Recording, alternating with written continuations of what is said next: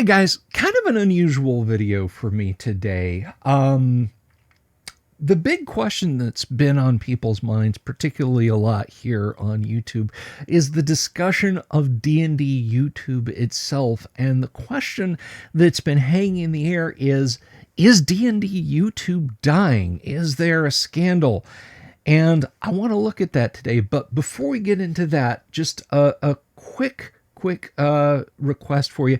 If you haven't already, please click the subscribe button. Please click the bell icon for notifications. And without any further ado, let's go ahead and jump into it.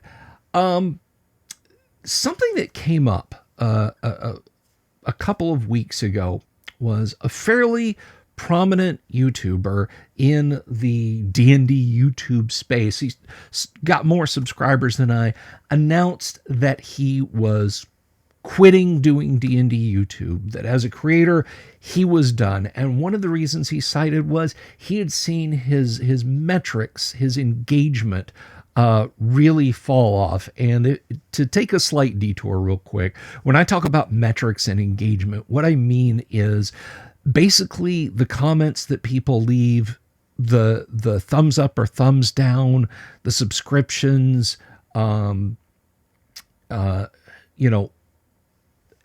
amount of time that they watch, and that sort of thing. That's what I mean when I say metrics and engagement. And I promise that's about as propeller headed as I'm going to get in this video. Although I will be bringing someone on here in a few minutes who will talk about that at length. But before we get there, a little bit of personal background about this. I started to see my subscriptions begin to drop off in December. And for a small channel like me, at the time of this video, I've got about 6,700 subscribers. It was fairly noticeable. Now, don't worry, I'm not coming here to maul about subscriptions and that sort of thing. Actually, I've got kind of a positive attitude about things for reasons that I'll go into in a few minutes. But at any rate, the creator that I'm talking about, he was lucky enough, as it were, to actually be in a city that's big enough that they had a YouTube office. He could go in and he could talk to a person about why he was seeing this sharp drop-off. His video quality hadn't changed. He hadn't suddenly switched topics. He hadn't taken on controversial topics, even as they pertained to tabletop RPGs. And he hadn't taken on controversial advertisers, as can affect people's YouTube channels. So he went in and he asked him what was going on. And what he had said was that he was told point blank by the folks at YouTube, the person he spoke to at the office, was that YouTube is no longer promoting TTRPG channels, D&D channels. D&D YouTube was over. Unless you're already a huge channel, Bob World Builder, Ginny D, Critical Role, you are just not going to see any more traction. They were not interested in promoting you. And I got to say, it kind of sucks. Now, one thing I've been very clear about, 100% crystal clear, even when my channel took off with Wizards of the Coast D&D scandals that started happening in a big, huge way in January of 2023, when my channel really exploded in terms of subscriptions compared to what it was. I do this because I care about people. I care about my audience, and I want to bring classic TTRPG gaming goodness to the masses. Whether you're an old neckbeard like me just getting back into it, or you've been gaming a long time and want to see if there's something out on social media about classic TTRPGs, or whether you're just getting into the hobby and you want to know what the old stuff was like. That's really who my target audience is. And I've said, and I've reiterated it, if you want to do D&D online with your friends, you don't need all this. You don't need a studio and expensive cameras or anything like that. You just need a simple way to get on the internet. So for me, it's not about necessarily a pursuit of numbers and so on, but it is a little disheartening to suddenly see things flatline and then start to go down, because it concerns me that my desired message is not getting out there. And so that kind of brings us to where we were, with some folks pointing me at this video and saying, hey, have you seen this? Have you seen this guy's take on things? And what do you think? And I've talked about it a little bit on the stream. And I reported back, what he reported was that if you're not kissing Wizards of the Coast butt, and you're not already a channel with hundreds and hundreds of thousands or possibly even millions of subscribers, you're just not gonna get promoted, and you're just gonna have to sit in the dark and either be happy with the subscriptions you have or wither away into nothing. And what the gentleman I'm talking about in particular, his choice was simply to pack up his stuff, release a sayonara video, and he's done. He's gone. And I thought that was kind of a shame, but I also completely understood and appreciated that if that was the case, you know, if it was seriously impacting his bottom line and he wanted to go do something else to help keep the lights on around his place, then go for it. And then a funny thing happened, an interesting thing happened. A buddy of mine who also streams about D&D and other topics here, and I'm going to link to his channel down below, he had heard me talking about it. And he rang me up yesterday and said, hey, I've got the inside scoop on what's going on with TTRPG YouTube. And so we sat and we talked for a while, and I said, you know what? I think this would be a great video.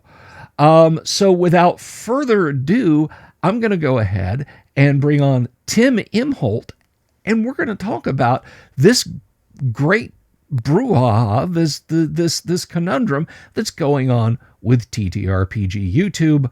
So take it away, Tim. Tim, how you doing, man? Excellent. How are you? I'm doing all right. I'm doing all right. So, you probably saw my comments, and I don't remember if I said anything on Twitter, X, excuse me, about it, but I definitely did say something on my channel a couple of times about the report, again, from this creator. I will link to his channel below, about what YouTube said to him. We're not promoting D&D YouTube anymore unless you're already huge and kissing the hindquarters of Wizards of the Coast. So what do you got? What is the report from the field, Tim? So I own a company that works with all the social media platforms, just so people have a little bit of context. This is from the interactions we have professionally, not from me just, annoying them daily on the phone, because we do interact with all of them. YouTube specifically is doing two things that I think are actually brilliant for them. One is, if your channel is notorious for putting out a thumbnail that has nothing to do with the video, your channel will forever be shadow banned, or whatever term you want to use it to say, ain't nobody gonna see your videos, because they're really cracking down on clickbait. The other thing they're doing is really downgrading rage farming. So you'll see channels that'll go out and throw a bunch of stuff against the wall and get people mad and get people angry, and say, hey, you should be angry about all this stuff, and it's the end of RPGs as we know it, and it's a crisis, and we should all wait because the Earth's going to stop rotating on its axis and we're all going to die. So they're looking for things that are positive, because the only thing in the world those algorithms do, the only desire they have, is to keep you on that platform longer and longer and longer. So it's wants you to not leave YouTube because you got mad. And what they have found is that if you have channels whose whole thing in life is rage and anger, people will watch that video and then leave YouTube and not come back for a while. Maybe a day, maybe a week, but they're not coming back for a while. Whereas people that watch a positive thing, like I like to read books, and I post things about books once in a while, and I post things about science because I'm a scientist. And I don't try to post things and go, oh, look how wrong that person is. Ah, ha, ha, ha, ha. I look at, like, hey, look, here's a cool one I found that I kind of like, and it's kind of interesting, right? Here's a neat idea about a book. Here's a new story about a book that I read, right?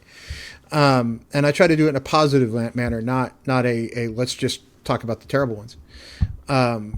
And that's the kind of stuff they're looking for, is people who have that sort of positive approach to life instead of that negative approach. Because they have discovered over billions of video views that people that watch something that's relatively positive and upbeat have a tendency to stay on YouTube and look at other videos from other creators. And that's what YouTube wants, is they want people to come to the channel and stay there and not flip over to CBS or Peacock or something else. So that's their whole thing in life, is how do we get people to stay here? And what they've discovered is anger and rage is not the answer. It was for a while because everybody was mad during COVID, but right. It's ceased being the right answer. So now they're going other directions. And I think the reason he may have gotten that answer from them on D&D channels is because, quite honestly, unless you're Critical Role or some of the other huge ones, most people can get pretty negative. So it might be guilt by association. And you're one of the few that's positive. So maybe it was they just hadn't heard of Bill Sylvie yet, right? So it was some of the other ones get all the not many people have, to go by my numbers, Tim. Yeah. So I think that might be why they kind of told him that, to kind of, number one, make him go away, right? Stop bugging him. Sure. And number two, just go, well, it's a category that's largely negative, so good luck, right? Which I think is interesting. And the other thing that they are absolutely dead set against, and every platform we work with is starting to get this way, is what they call in the industry platform manipulation or account manipulation. And you see this on X and you see this on Instagram a lot, and you occasionally will see it on YouTube. Hey, if you follow me, I'll follow you, right? But I'm only going to follow you back. Right? They are really harping down on that kind of stuff. X will demonetize you for it now. And YouTube will downgrade your position in algorithms if you start doing that sort of, hey, I'll follow you as a favor if you'll follow me and purposely boost my engagement. So they're looking for people who are, hey, Bill, you're on 5 nights a week, but hey, during the day, your friend over there is on during the afternoons. You're always engaging with them, and they're always engaging with you. And it seems like it's transactional, right? They're starting to figure those things out. Okay. And if it turns out it is transactional, well, there you go. The other thing I haven't gotten a straight answer on yet, but I'm trying to get to it, is what their opinion is on people spending a large period of time talking about super chats. And hey, you mentioned it at the beginning of the show, right? You say, hey, look, we've got super chats available. You can tip us. You can send us a cup of coffee. Oh, that's great. But I have seen channels where it's like, if I watch for 20 minutes, 12 of those minutes are about super chats and donations and, gimme. Right? So it's sort of a way to beg. And I get it. Everybody wants to be monetized, but if that's going to downgrade you, that's not something you want to do, right? You want to find ways to creatively pull that through. Right, exactly. And I mean, obviously, in this economy, I'm not making a living off of this, I'm just not. Unless you're Critical Role, nobody is, right? Yeah. I mean, you've got to be in a very rarefied air, and there are a few, but yeah, I mean, and to my audience, you guys, like, I will kid about super chats. Like, I'll do a funny voice for a super chat, and somebody will super chat $1. And I do it anyway, and it's funny and it's silly. But to be fair, you do a funny voice without the super chats. I will. You know what? If the mood takes me, you might get Christopher Walken, you might get Alex Jones. Who knows? That's right. Who knows? So yeah, it's every platform is starting to do that now, and they're looking for positivity. Over on X, they're calling it positive view seconds or something like that. So it's like, are people engaging with you to yell at you, or engaging with you to actually click like or say something positive? And some of the platforms, including X, and this is going to get down in the technical weeds. I'll try to be careful with it, but over on X and YouTube and some others, like YouTube, when you first upload a video, converts it to text so they can do closed captioning, right? So they know what's in your video, and it's just part of the way it works. And then a lot of platforms are now running it through, at least sporadically enough to be sort of statistically relevant, a sentiment analyzer. And then they're going to look at the comments and run those through a sentiment analyzer. And are those positive, or are they negative? Are they angry, or are they not? And those are the things that actually start to figure out how they're going to boost things in your timeline. So it's not a world that we're used to, because it's just different than it once was, because there was a time and a place where, honestly, rage baiting worked and worked really well. So I think they've kind of gotten the point, though, where most of the platforms are like, yeah, that we need to get rid of that. We don't need people being angry. We need people having a positive experience and staying on longer, rather than being angry and logging off and not coming back for a week. And well, I mean, that's that's kind of the de rigueur name that people have given going through social media: doom scrolling.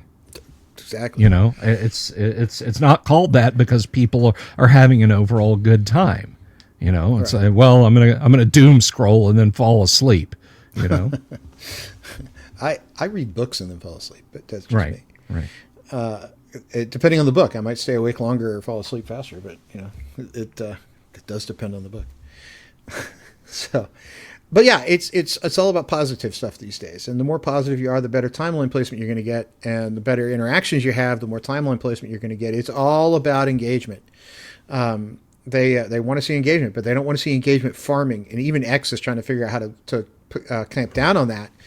And they're doing that in creative ways over there. YouTube, they're all about view minutes and ad revenue, so it's a little bit different.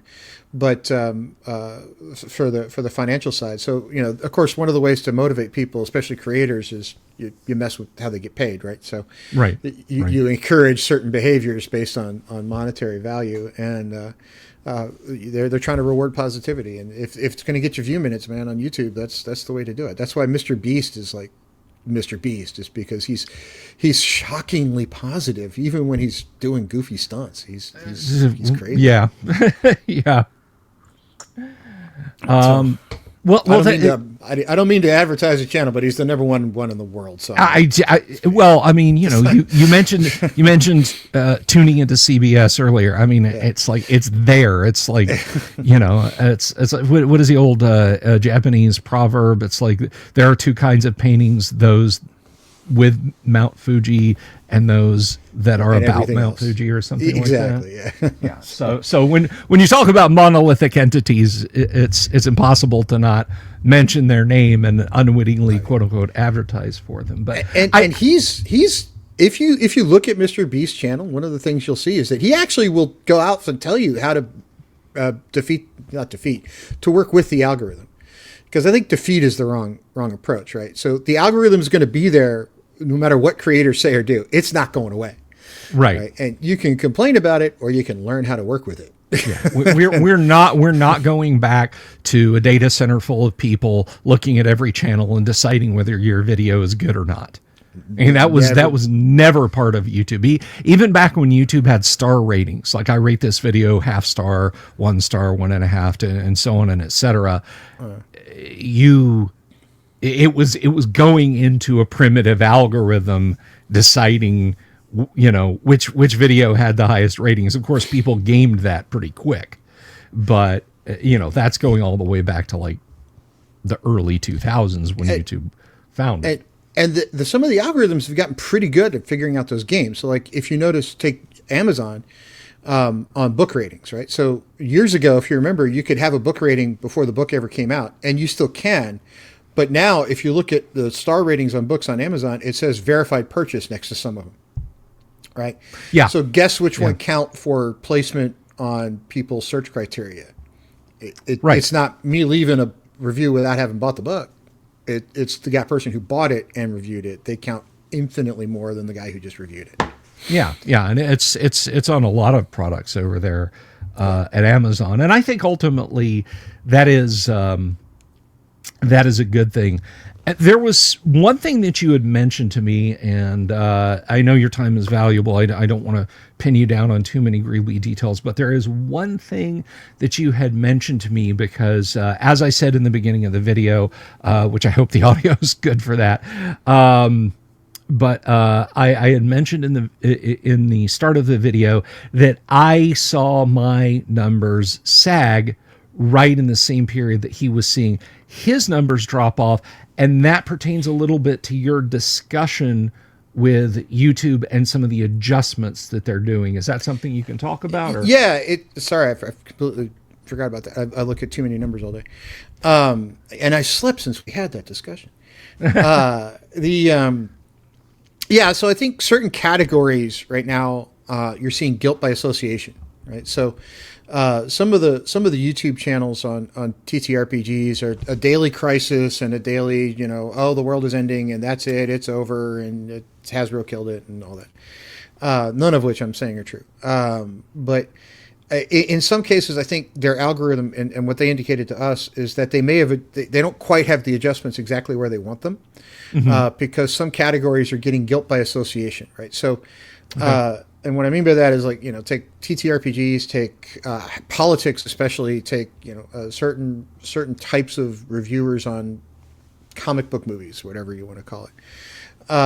It's crisis after crisis, so it's like they just kind of say, okay, look, there's too many of these, everybody's wrong, boom. And now they're trying to figure out how to fine tune it so it's not, right? Because there was one popping up yesterday about the guy that's playing Captain America now, and it was a truncated statement that got taken, this 9-second clip that makes him sound absolutely horrible. But if you listen to the whole clip, he's saying something different than what the 9-second clip makes it sound like. And those sorts of things, they're trying to crack down on those games. But unfortunately, because it was a comic book thing, I think a lot of comic book creators are getting lumped together. The same thing with RPGs. So they're trying to fine tune the knobs a little bit. And when some people will criticize this occasionally, because I'm in the algorithm business, and people are like, well, why can't they get it right? I'm like, have you ever tried to do something at the scale YouTube's doing it? I mean, it's not about like my channel that gets, I had 200 views before I woke up this morning. Yay. But it's not about my channel. It's about the millions of channels that get somewhere between 0 views and 1,000 views a minute. Right. And they're trying to do everything at this scale. It's just crazy. It's like, another one at scale, if you don't mind talking about it, that I think is going to cause a big difference in the industry is Facebook caught some garbage recently because Mark Zuckerberg phrased something very poorly. Again, truncating things out of context. They did away with fact checkers on Facebook. Right. I heard about that. What he did was he replaced it with community notes. So it's not that you can go on there and everybody's like, oh, you can go on Facebook and say, Tim's evil and he has, incantations on the weekends at his house. Right. And I know for a fact you do that on Wednesdays. So that's right. That's Wednesday. Completely false. Completely false. That's Wednesday nights, not weekends. Come on. Get your schedules right, people. So what they've done is they replaced it with community notes, because fact checkers were inherently biased from what they were discovering.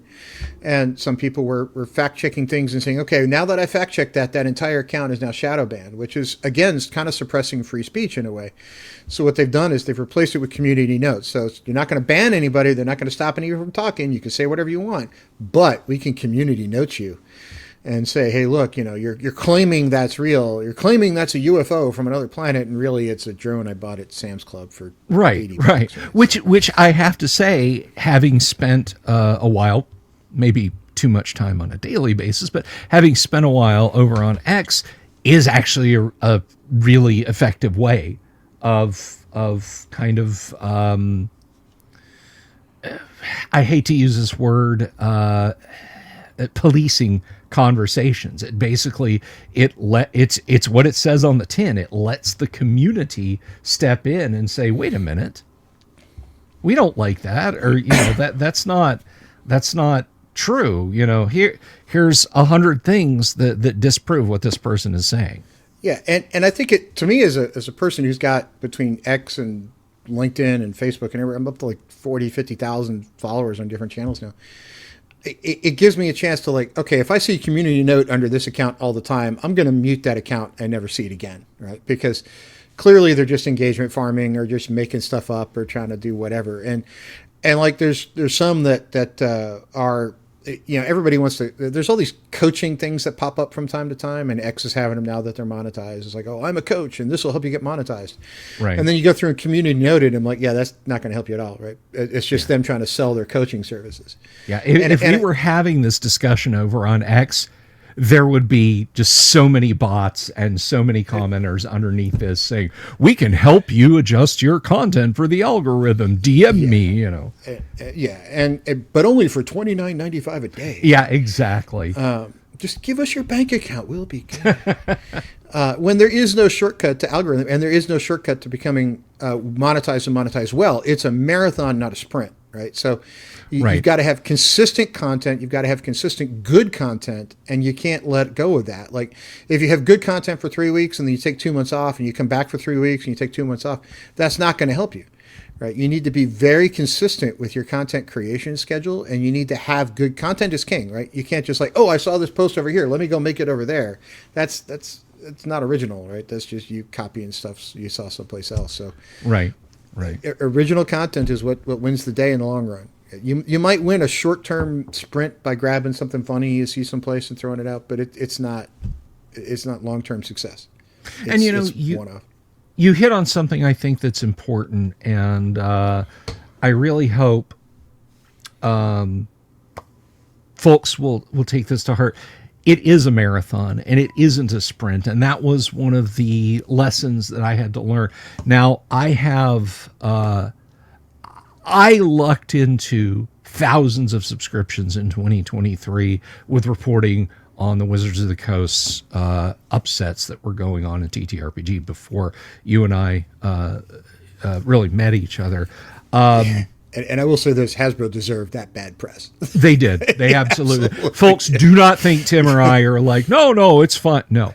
That was not rage baiting. That was literally right alongside with my fellow gamers, just jaw on floor, like, are you believing this? Because it was affecting everyone. Hasbro has done some really bad things, but they also get blamed for a lot of things that they don't necessarily deserve the blame for. So it's like, I'll yell at them with the best of them, but some stuff they do is awful. Some stuff they do is like, okay, I get it, right? Other stuff is like, I won't say in the last 2 years they've done anything I want to hold them up and go, oh, look, they're the pinnacle of gaming. I'd say, okay, they've made a lot of mistakes, but they've done some stuff that people have said is tragic that really wasn't. But people are so upset with them for the mistakes that it kind of just carries over, and that's fine. Yeah, but as I said at the start of the video, engagement farming on stuff like that is not sustainable. Wizards of the Coast PR and C-suite will get control of things. They will tamp down on it. They will figure out a way, even if they have to generate other minor scandals. It's like, when you set a small fire to stop a large one from burning down the town, they will figure out how to get ahead of that stuff. So where does that leave somebody whose entire persona, their entire YouTube channel is just built on raging at this stuff? Well, they're high and dry. And if they don't have content that they created before, they hit the wall. I knew things would start to settle down when things with Wizards of the Coast settled down, and they did. I was a little nonplussed at what happened in December and most of the way through January. I thought I had caught a glimpse of what was actually going on, again, from the creator that I discussed at the beginning of the video. But the insight that you've given tells me that things are actually okay. That things are gonna be, they're gonna be fine. That things are gonna be okay. Yeah, YouTube is not firing us, I guess, is what I'm saying. And you'll see some creators quit. Like there was one guy who recently signed off on his TTRPG channel forever. I forget his name, but there was one. Yeah, we're talking about the same person. Yeah, he said, I'm out, right? Because, and the other part of it is, I think some people went into the doing these things, and I think he might have been one of them, that went into it and said, hey, look, I'm going to go off and invest some money in this, right? I'm going to go off and build a studio, and I'm going to have a crew, and I'm going to pay people to do the X, Y, and Z. And they think the revenue is going to come back to them. But, some people, like I saw one channel for a while that had a studio, 3 cameramen, and an editor. And they were doing great. But, if you look at their numbers, they were maybe pulling in, $3-4 grand a month off their channel, which for a channel is not bad. But if you got 4 or 5 full-time employees, you're losing money every month, right? You can't sustain that forever. So I think some people went into it and kind of overbuilt and overspent to kind of build their channel. Like you're doing it correctly. Like you work out of your basement and share an office with a laundry machine, the laundry machines. Right? So, I do. Sometimes that limits when I can record because the family's got laundry going. And that's fine because if you're going to be a content creator, you have to treat it like a business. You have to treat it like, okay, I'm going to put money in and hope I get money back out, and hope I get a little bit more out than I put in, right? Because you've now built out a studio, you've got microphones, you've got a setup, you've got sound editing, you've got all that stuff, and video content quality matters or people don't want to watch, right? So if your video content quality is terrible, nobody's going to tune in, and YouTube's not going to boost it. So you have to kind of ride that balance in between what am I going to get out of this channel versus what am I willing to put into it financially, because you can't run at a loss forever, right? It's not a sustainable business model unless you're just doing it purely for the fun of it and you've got enough money to do whatever you want anyway, right? So then it's a different story. But most content creators are hoping to make a little bit of money at it. Maybe not a ton, but at least something. Mm-hmm. So, yeah. And I guess ultimately that's the takeaway. That's the message here. And, if you type into YouTube, into the YouTube search bar, D&D YouTube is over, you're gonna drown in videos saying just that. What I hope is here with this video is that the takeaway is no, it's not over. It is literally a case of YouTube is turning some knobs. So I'll give you a story about how I think RPGs are now in the heyday. I think we're actually going to have more in the next 2 to 3 years. I think so let's just go back to RPGs for a second, how I think they're not dead. I think you saw a boost during COVID because needful things happened and we were all locked up at home and people were figuring out how to play on Zoom and with virtual tabletops and all that stuff. Mm-hmm. And I think you saw a huge boost in channels that kind of popped up. And I think after COVID, it's not a need for as many channels, so you're going to see some thinning of the herd. But as far as RPGs go, the content creators are going to be driven by how much desire there is for that content. And I think you're going to see an increase in players. And I have some anecdotal reasons for that, and nobody will know for sure until February when Hasbro announces their quarterly numbers. But you and I have been playing games. You've been playing longer than I have. You met Gary Gygax. I didn't, so you're far more avid player than I am. But I have a collection of Dungeons and Dragons t-shirts that I don't necessarily wear out of the house very often. Lately, I've been wearing them out of the house because I felt like it. I have teenagers, and when you have teenagers without driver's licenses, there's a lot of taxi work involved. So hanging out where my kids are and just kind of waiting for them in different ways. I've had so many teenagers walk up to me and go, "That is a cool game. I'm having so much fun playing." It's amazing to me the number of kids 15 and down that are kind of coming into the hobby and having a blast with it. So I think the need for that content is going to be there because kids my age don't go to Google. They go to YouTube, Instagram, TikTok to learn about things. And that content desire is there because those kids are now starting to play. And they don't care about the politics of it. They don't care about, oh my God, Hasbro did this. They don't care, right? That's not what they're there for.